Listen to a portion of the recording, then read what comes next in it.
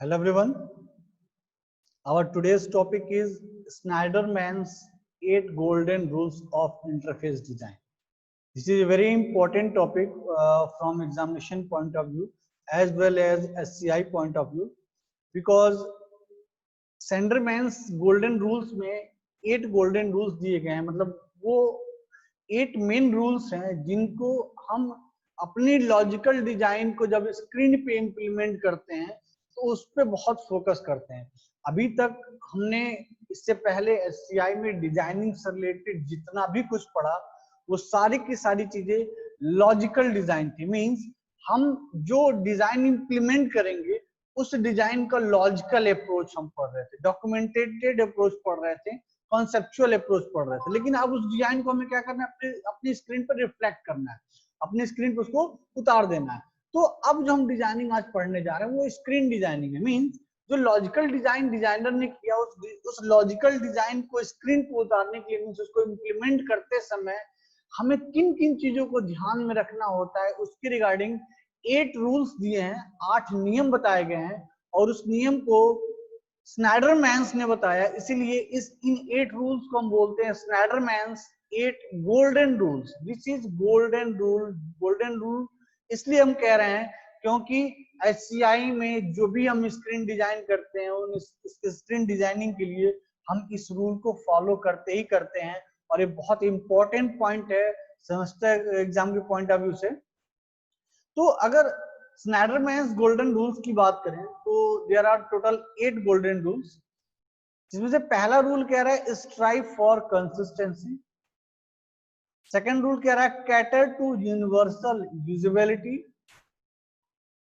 Third rule कह रहा है offer informative feedback. And fourth rule is design dialogue to get closure. Fifth rule is prevent errors. Sixth rule is permit easy reversal of actions. Seventh rule is support internal locus of control. And eighth rule is reduce short-term memory load. तो overall यहाँ जो 8 golden rules दिए गए हैं, इन golden rules को समझने के लिए मैंने यहाँ हर रूल के रिगार्डिंग एक एग्जांपल भी रखा हुआ है ताकि आपको इस रूल को समझने में आसानी हो और आप आसानी से उसको इम्प्लीमेंट कर सकें। So in Shneiderman's golden rules we focuses attention on 8 principles called golden rules. There are 8 principles that called golden rules that are applicable in most interactive systems. These principles derived from experience and refined over 2 decades, need validation and tuning for a specific design domain. No list such as this can be complete, but it has been will received as a useful guide to students and designer. So जो first golden rule है हमारा, first golden rule कह रहा है strive for consistency. Strive for consistency को समझने से पहले मैं आपको एक फिगर दिखाता हूं, उसके बाद आगे मूव करेंगे।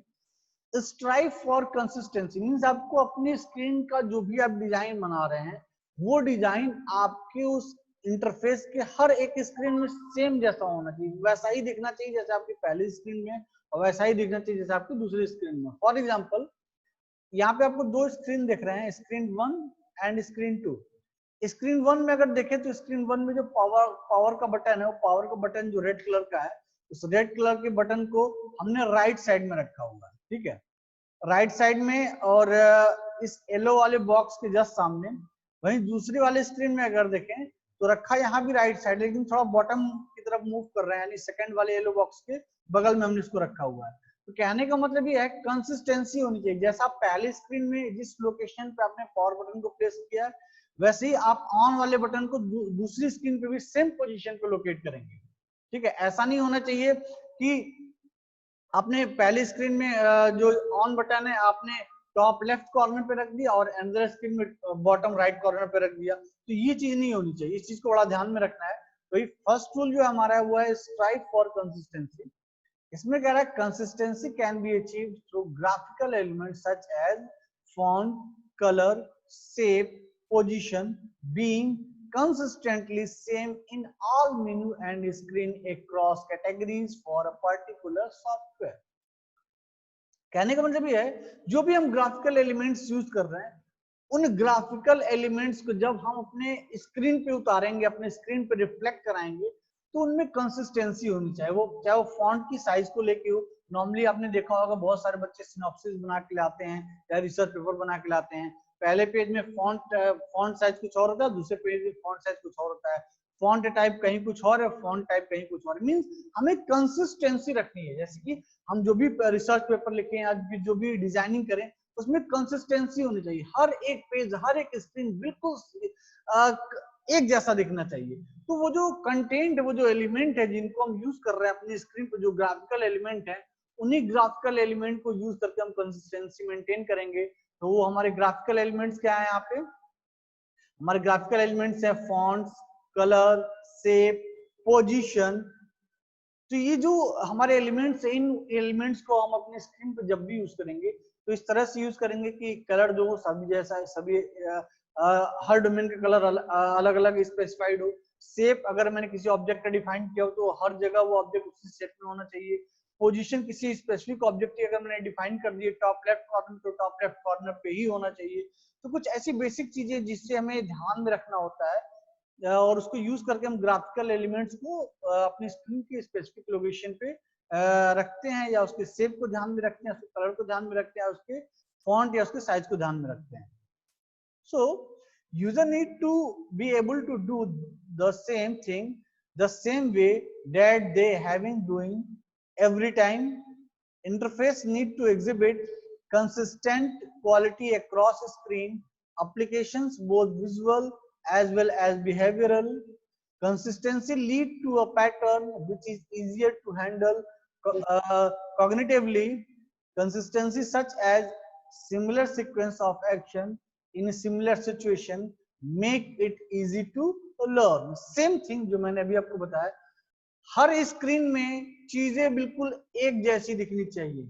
ऐसा नहीं होना चाहिए कि हम इसके होम पेज पे हैं तो हमें कुछ और ग्राफिकल फील आ रहा है, जैसे हम ट्रांजैक्शन पेज पे गए तो मुझे कुछ और ग्राफिकल फील आया। ग्राफिकल फील का मतलब यहाँ पे ये है कि आपने देखा होगा कि अगर हम किसी सपोज करिए किसी अगर हम किसी गवर्नमेंट का ऑफिशियल वेबसाइट के बारे में बात करें, ठीक है, तो उस गवर्नमेंट की ऑफिशियल वेबसाइट अगर यूपी की वेबसाइट है तो आपने देखा होगा कि उस ऑफिशियल वेबसाइट के हर पेज पे यूपी गवर्नमेंट का लोगो लगा होता है, ठीक है। और वो जो लोगो होता है स्क्रीन की किसी स्पेसिफिक पोजीशन पे ही लगा होता है, मींस वो आपका राइट लेफ्ट कॉर्नर पे लगा होता है, ठीक है। अगर आप अपने अकॉर्डिंग देखेंगे तो वो आपके टॉप लेफ्ट कॉर्नर पे होगा, लेकिन अगर स्क्रीन के पॉइंट ऑफ व्यू से देखेंगे तो राइट टॉप कॉर्नर पे लगा होता है, ठीक है। तो कहने का मतलब ये है वो जो लोगो है हर स्क्रीन पे सेम पोजीशन पे दिख रहा है। तो वही चीज है कि जो भी स्क्रीन एलिमेंट्स है उन स्क्रीन एलिमेंट्स को स्क्रीन पे किस जगह रखना है, उनमें कंटेंट्स कैसा होना चाहिए, कलर कैसा होना चाहिए। अब लोगो सपोज करिए यूपी गवर्नमेंट का लोगो सपोज करिए अगर आपका ब्लैक एंड व्हाइट कलर का है तो हर पेज पे ब्लैक एंड व्हाइट कलर का ही दिखेगा। तो कहने का मतलब ये है कि कंसिस्टेंसी हमें हर स्क्रीन में मेंटेन करके चलनी है, ठीक है। जैसा कि यहाँ एग्जांपल के तौर पे दिखाया गया, if the on button is on the right in the first screen and moves toward middle in the second screen, then positional inconsistency is said to have occurred, however small the displacement is. यहाँ पे देखिए थोड़ा displacement है, ये जो yellow वाला circle दिख रहा है, सॉरी रेड वाला जो सर्कल है, ये इस पोजीशन पे हमारे स्क्रीन 2 में थोड़ा नीचे की ओर मूव कर गया है। तो ये क्या है? ये पोजिशनल इनकंसिस्टेंसी जो कि नहीं होनी चाहिए। GUI designers use a simple technique to maintain consistency of control elements in successive steps. This is our first rule out of 8 golden rules of Schneiderman golden rules. First one was strive for consistency. पहले rule में हम consistency के regarding focus करते हैं। Second हमारा cater to universal usability. Universal usability का मतलब ये है कि हमें अपने इंटरफेस को इस तरह से रखना है कि उसकी जो यूजिबिलिटी हो सब में एक बराबर हो। मतलब ऐसा ना हो कि बहुत एक्सपीरियंस पर्सन है तो उसको आसानी से यूज कर पाए, और कोई नौसिखिया आ गया, कोई नॉइस पर्सन आ गया तो उसको यूज नहीं कर पा रहा हो। तो कहने का मतलब ये कैटर टू यूनिवर्सल यूजिबिलिटी, उसकी जो यूजिबिलिटी है वो कैटर्ड होनी चाहिए, यूनिवर्सल, सभी के लिए एक बराबर होनी चाहिए। उसकी यूजिबिलिटी जो है सबके लिए एक बराबर होनी चाहिए, डिफरेंट डिफरेंट पर्सन पे वो वेरी नहीं करनी चाहिए। सेम चीज यही कह रहे हैं यहाँ पे, universal design strives to cater to as wide a range of human user of different characteristics, age, culture, educational level and disabilities। मतलब ना तो एज का इम्पैक्ट आना चाहिए, ना तो लैंग्वेज या कल्चर का इम्पैक्ट आना चाहिए, ना एजुकेशनल लेवल का इम्पैक्ट आना चाहिए, ना डिसेबिलिटी का इम्पैक्ट आना चाहिए। मतलब हर एक वर्ग का आदमी, हर एक लेवल का आदमी उसको यूज कर सके, आसानी से यूज कर सके with a single design. Users are classified as novice, intermediate and experts. Experts tend to use lesser action at a faster pace. जो एक्सपर्ट हैं वो जल्दी जल्दी अपना काम कर सकते हैं इंटरफेस पे।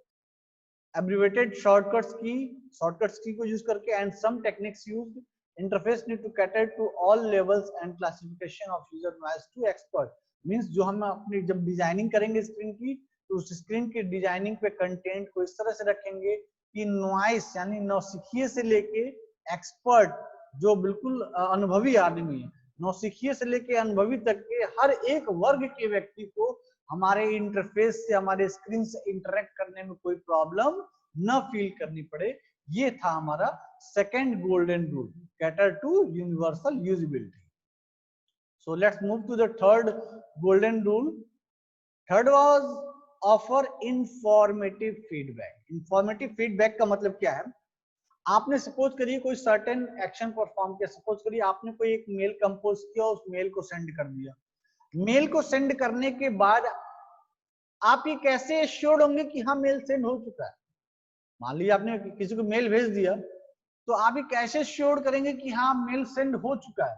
कुछ फीडबैक होना चाहिए ना। तो जैसे आप मेल सेंड पे क्लिक करते हैं और मेल आपका सेंड हो चुका होता है, तो नीचे एक मैसेज लिख के आ जाता है कि आपका जो मेल है वो सेंड हो चुका है। ठीक है, तो वो जो फीडबैक आ रहा है वो एक इंफॉर्मेटिव फीडबैक, वो एक इंफॉर्मेशन दे रहा है कि आपने जो सर्टेन एक्शन परफॉर्म किया वो सर्टेन एक्शन हमारा कंप्लीट हो चुका है।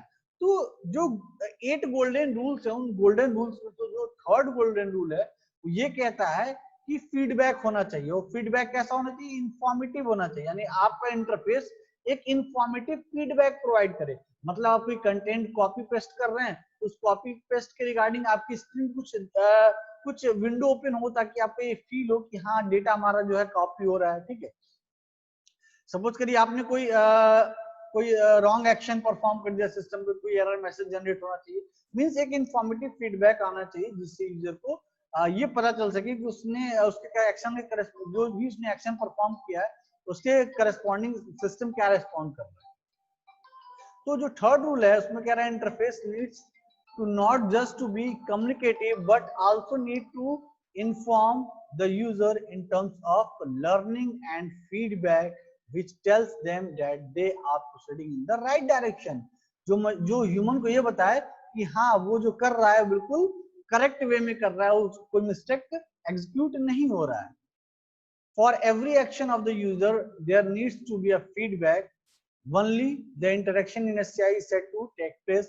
Specific error message composed in a positive tone give affirmative feedback without having feel punitive।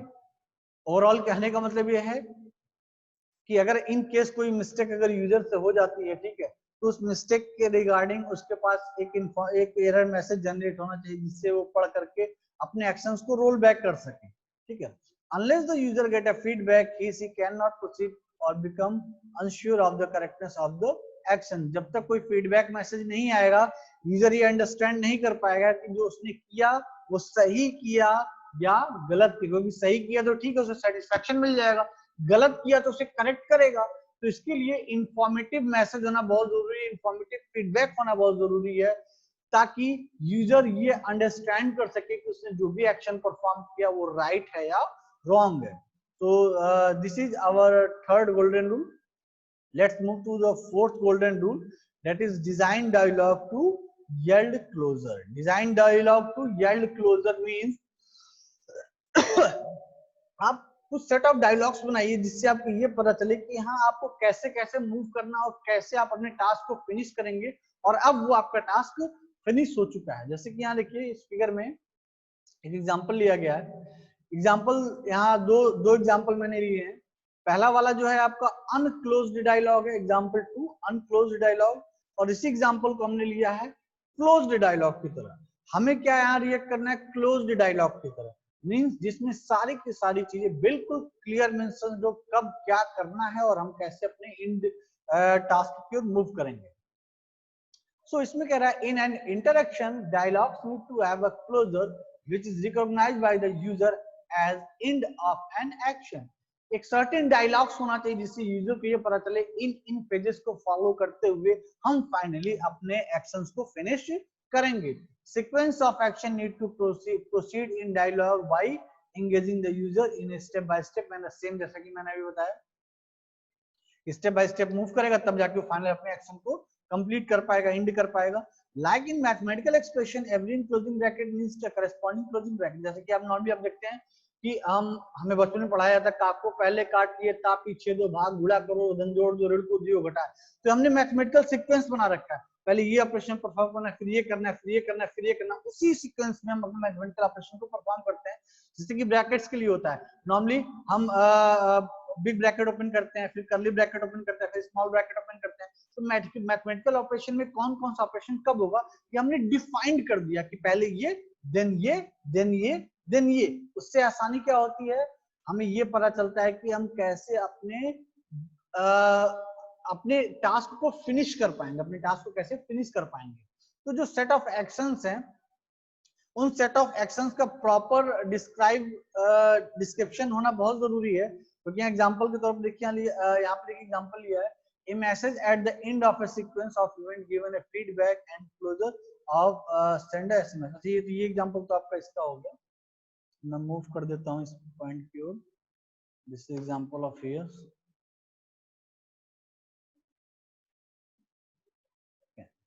ये ऑफर इन्फॉर्मेटिव फीडबैक का एग्जांपल था, ठीक है। तो यहाँ पे देखिए जो एग्जांपल दिया गया इसमें कह रहा है press on button. Press on button यानी ये रेड वाला जो बॉक्स दिख रहा है इस पर प्रेस करेंगे। Look at the green lamp, green lamp की ओर देखिए। If green glows press next button, अगर ग्रीन वाला बल्ब जल गया तो आप ये सेकंड वाला बॉक्स प्रेस करिए। येलो लैम्प विल ग्लो, उसके बाद येलो लैम्प ग्लो कर जाएगा, जल जाएगा।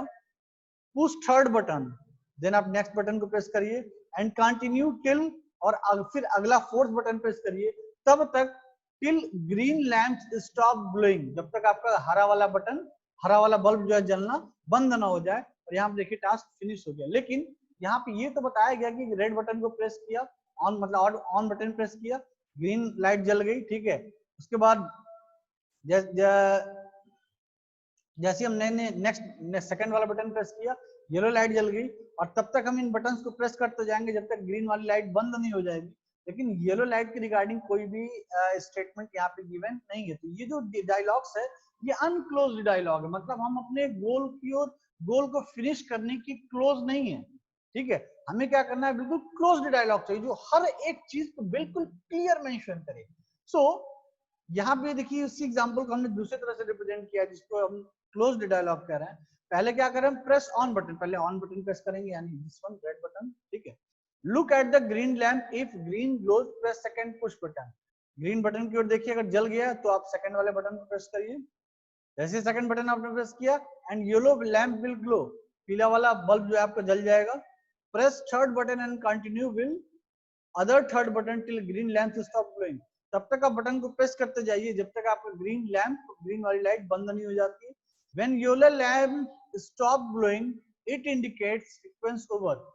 हरा भी जलना बंद हो गया, ठीक है, आपने लास्ट बटन प्रेस किया, हरा जलना बंद हो गया, और लास्ट बटन प्रेस करने के बाद येलो वाला बल्ब भी अगर जो येलो कलर का लैंप अगर वो भी जलना बंद हो गया, it means you completed your task, you finished your task. यानी इससे पता चलता है कि आपने अपने टास्क को कंप्लीटली एग्जीक्यूट कर लिया, फिनिश कर लिया। तो जो स्टेटमेंट्स हैं, स्टेप बाय स्टेप जो सीक्वेंस है, और उस सीक्वेंस को हम किस तरह से फॉलो करें कि हम ये श्योर कर सके कि हाँ फिनिश की ओर मूव कर रहा है। उसके लिए हमें क्लोज डायलॉग्स का देना बहुत जरूरी है, जो कि इस वाले फिगर में, इस एग्जांपल 2 अनक्लोज डायलॉग में चीज नहीं थी, एक चीज मिसिंग था।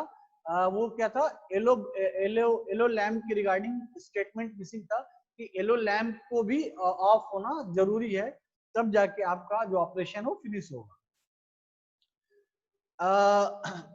So fifth golden rule is prevent error, means हमें अपने इंटरफेस में, अपनी स्क्रीन में एरर के रिगार्डिंग कुछ वर्कआउट करना है। कैसे करना है? Interface need to minimize error. Human computer dialogue can be designed to minimize and prevent error made by user.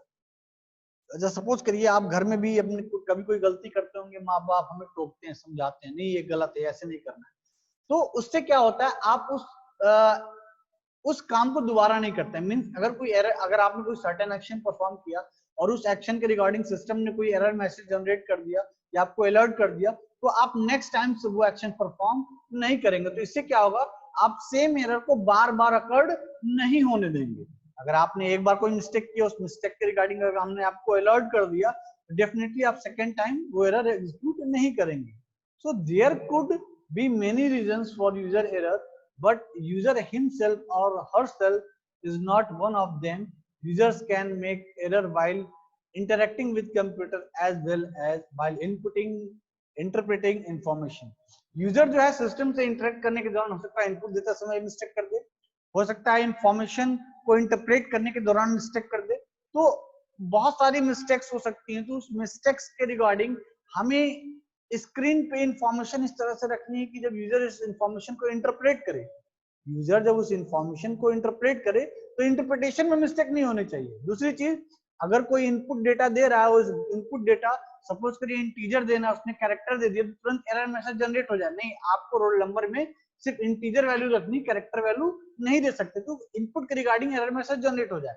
तो ओवरऑल कहने का मतलब ये, जो भी मिस्टेक्स ह्यूमन बीइंग मशीन के साथ करता है ड्यूरिंग इंटरेक्शन, उन मिस्टेक्स को, उन एरर्स को हमें क्या करना है, प्रिवेंट करना है, दूर करना है। कैसे कर सकते हैं कि उन एरर्स के रिगार्डिंग, उन मिस्टेक्स के रिगार्डिंग हम एक सर्टेन मैसेज दें यूजर को, ताकि यूजर ये अंडरस्टैंड कर सके कि ये सर्टेन एक्शन परफॉर्म करने पे सर्टेन एरर जनरेट होता है। A default system unchanged message needs to be communicated to the user if an error has happened. So next golden rule is permits easy reversal of action. ठीक है, अभी हमने error के बारे में पढ़ा कि यूजर ने कोई मिस्टेक किया तो कोई एक एरर मैसेज जनरेट हो गया, तो यूजर को पता चल जाएगा कि हाँ ये जो एक्शन परफॉर्म कर रहा है वो रॉन्ग डायरेक्शन में जा रहा है। तो रॉन्ग डायरेक्शन में जा रहा था, पहुंचने वाला था बिल्कुल फाइनल स्टेज पे, रॉन्ग डायरेक्शन पे बिल्कुल फाइनल स्टेज पे पहुंचने वाला था, लेकिन वो जान गया कि वो रॉन्ग डायरेक्शन में जा रहा है। तो क्या करना होगा, उसको रोल बैक करना होगा, रिटर्न करना होगा, ताकि वो राइट पाथ पे जा सके। तो राइट पाथ पे जाने के लिए permit easy reversal of action, means उसमें रिवर्सल की जो भी इंटरफेस हम दें, उस इंटरफेस में रिवर्सल का भी ऑप्शन होना चाहिए, ताकि जो भी हमने मिस्टेक्स किया या मिस्टेक नहीं भी किया, हम प्रीवियस स्टेप पे जाना चाहते हैं तो हम रिवर्स कर सकें। ठीक है, जैसा कि नॉर्मली आप देखिए पीपीटी स्लाइड में आप फॉरवर्ड मूव कर सकते हैं, बैकवर्ड मूव कर सकते हैं। ठीक है, उसमें अगर सपोज करिए आपने कुछ टाइप किया और आपको लगता है कि आपने कुछ गलत टाइप कर दिया, पहला वाला सही था, आप अंडू ऑपरेशन परफॉर्म कर सकते हैं। तो जो अंडू वाला ऑप्शन हम यूज करते हैं, बेसिकली ये एक अच्छा एग्जांपल है permit easy reversal of action. Suppose करिए आपने एक पेज का लेटर लिखा, ठीक है, उसको सेव कर लिया, फिर आपको लगा नहीं यार लेटर तो मैंने गलत लिख दिया, फिर आपने उसको नए सिरे से टाइप किया, फिर आपको लगा रहे नहीं है पहले वाला ही सही था, तो अब क्या करेंगे, दोबारा से लिखने के बजाय क्या करेंगे, सीधे अंडू ऑप्शन प्रेस करेंगे और आसानी से रिवर्स हो जाएंगे पुराने एक्शन की ओर। तो हमारे अपने इंटरफेस को और स्मूथ और इंटरेक्टिव बनाने के लिए हम उसमें रिवर्सल एक्शंस को रखते हैं, ताकि हम पुराने ऑपरेशंस की ओर इजीली मूव कर सके। तो 8 गोल्डन रूल्स में से ये भी एक बहुत ही इंपॉर्टेंट रूल है, that is permits easy reversal of action. इसमें अगर देखिए कह रहा है interaction need to build in retracing backward reverse action if need to be as give relief from anxiety to the user। अगर रिवर्सल एक्शन नहीं होगा तो यूजर क्या होगा, परेशान हो जाएगा, घबरा जाएगा, अरे यार तो मैंने क्या गलत कर दिया। अगर कोई रिवर्सल का ऑप्शन है, जैसे मान लिया आप ट्रांजेक्शन कर रहे हैं, ट्रांजेक्शन के दौरान आपने अमाउंट डाल दिया, ठीक है, और आपने पासवर्ड, ट्रांजेक्शन आईडी, पासवर्ड सब कुछ डाल दिया, लेकिन अब आपको लगा अरे यार मैंने गलत अकाउंट नंबर डाल दिया, जिसको पैसे डालने उसका अकाउंट नंबर कुछ और है, तो अभी आपके पास एक ऑप्शन, अभी ओटीपी भी नहीं डाला आपने, तो अभी ओटीपी नहीं डाला, तो अभी आपको रिवर्ट करने, एक मतलब अपने ट्रांजेक्शन को रोल बैक करने का भी एक स्टेप बच गया। अगर आप ओटीपी डाल देते आपका ट्रांजेक्शन कंप्लीट हो जाता, तब कोई भी रिवर्सल एक्शन परफॉर्म नहीं हो सकता था। लेकिन अभी वो ओटीपी आपने नहीं डाला है, तो अपने ट्रांजेक्शन को रोल बैक करके दोबारा से नया ट्रांजेक्शन स्टार्ट कर सकते हैं। तो इससे क्या है, यूजर को यूजर जो भी मिस्टेक करता है उस मिस्टेक को हम करेक्ट करने का एक ऑप्शन प्रोवाइड करते हैं। The system should encourage exploration without techno fear. One way to do this is to provide a retraceable path backward of all actions and permit their nullification. As much as possible, actions should be reversible. This feature relieves anxiety since the users know that error can be undone, thus encourage exploration of unfamiliar option. The unit of reversibility may be a single action, a data entry task, or a complete group of actions such as entry of name and address block. Overall कहने का मतलब यही है जो मैंने आपको बताया कि रिवर्सल का ऑप्शन होना चाहिए। जो भी सर्टेन एक्शन यूजर ने परफॉर्म किया, चाहे वो सही हो या गलत हो, अगर यूजर बैक ट्रैक करना चाहता है तो अपने ओल्ड एक्शंस की ओर बैक ट्रैक कर सके।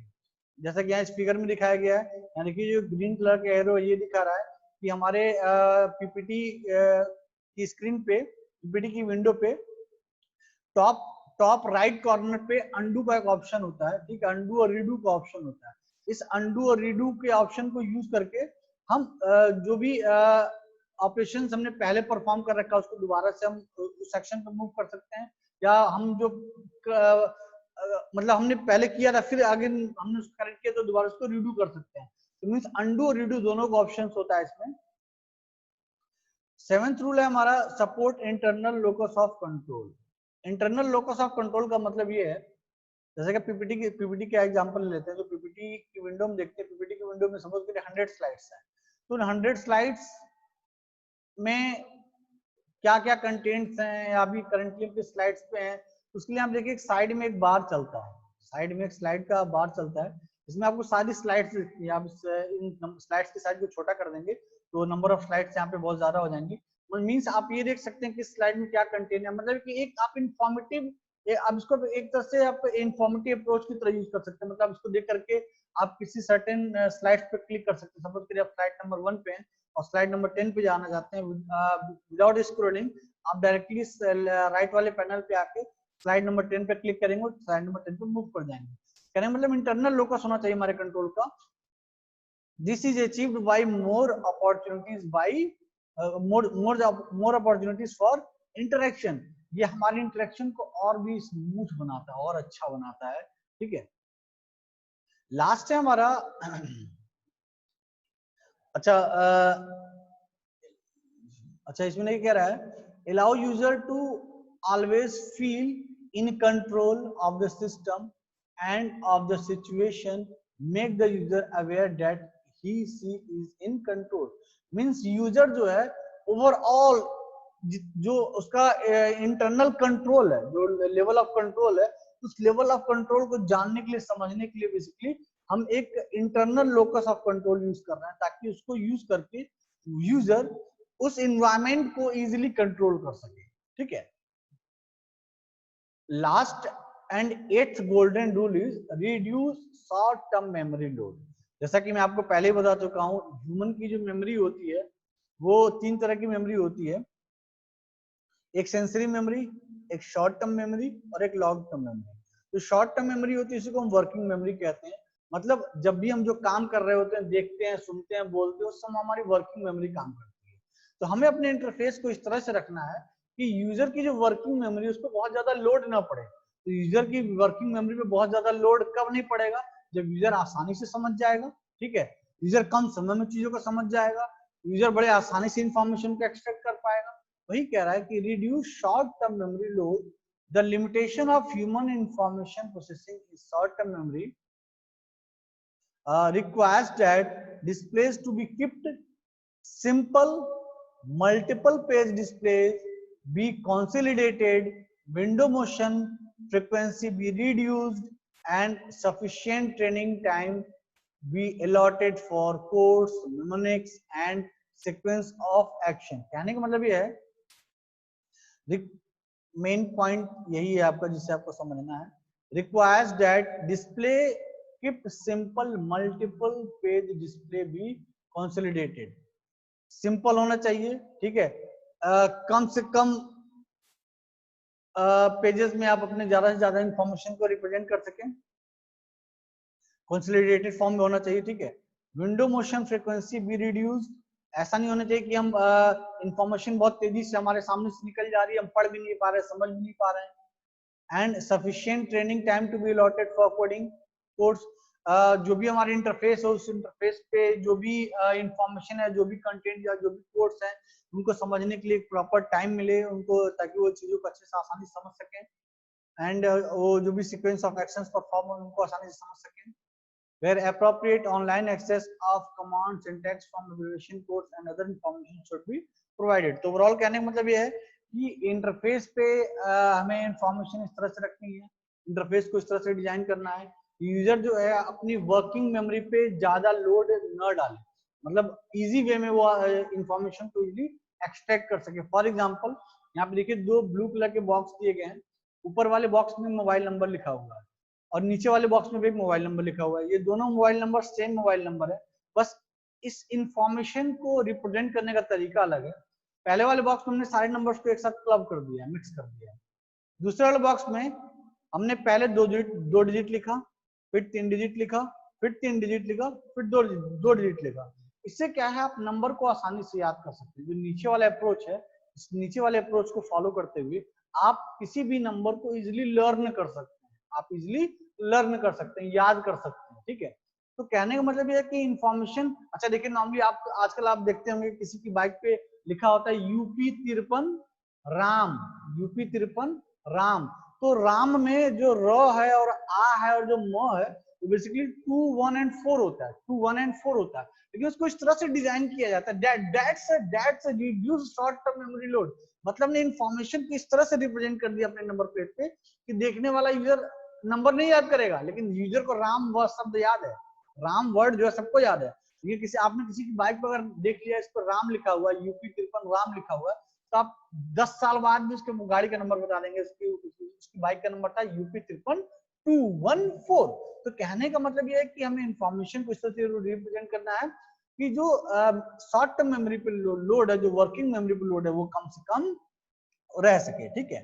तो ये था हमारा 8 गोल्ड स्नाइडरमैन्स 8 गोल्डन रूल्स. और इन 8 रूल्स को हम किसी भी इंटरफेस की डिजाइनिंग में यूज करते हैं. होप सो आपको ये कॉन्सेप्ट क्लियर होगा. Thank you.